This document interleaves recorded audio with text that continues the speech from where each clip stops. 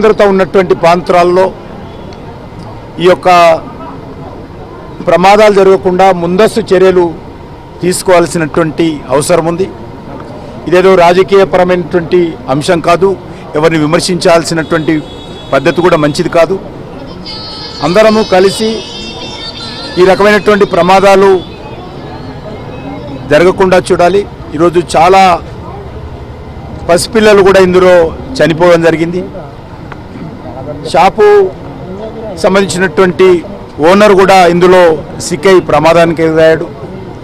చాలామంది కుటుంబ సభ్యులు ప్రమాదం జరిగిన తర్వాత దూర ప్రాంతాల్లో ఉన్నటువంటి వాళ్ళు కూడా వాళ్ళు చేరుకున్నారు, కానీ రిలీఫ్ యాక్టివిటీ అప్పటికి ఇంకా ప్రారంభం కాలేదు. కాబట్టి మనము మరింతగా ఫైర్ డిపార్ట్మెంట్ సంబంధించినటువంటి వాళ్లకు ఇది ఆ రకంగా చూస్తే మరి చాలా చిన్న ప్రమాదం అయినప్పటికీ కూడా ఎక్కువ నష్టం జరిగింది. ఇతర రాష్ట్రాల నుంచి, ఇతర దేశాల నుంచి, ఇతర జిల్లాల నుంచి ప్రతిరోజు లక్షలాది మంది వచ్చి పోతుంటారు.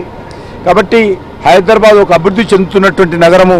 ఈ రకమైనటువంటి ప్రమాదాలు జరిగే అవకాశం ఉన్నందున ఈ యొక్క ఫైర్ డిపార్ట్మెంట్కి సంబంధించినటువంటి టెక్నాలజీ కానీ మరి మెరుగుపరుచుకోవాల్సినటువంటి అవసరం ఉంది.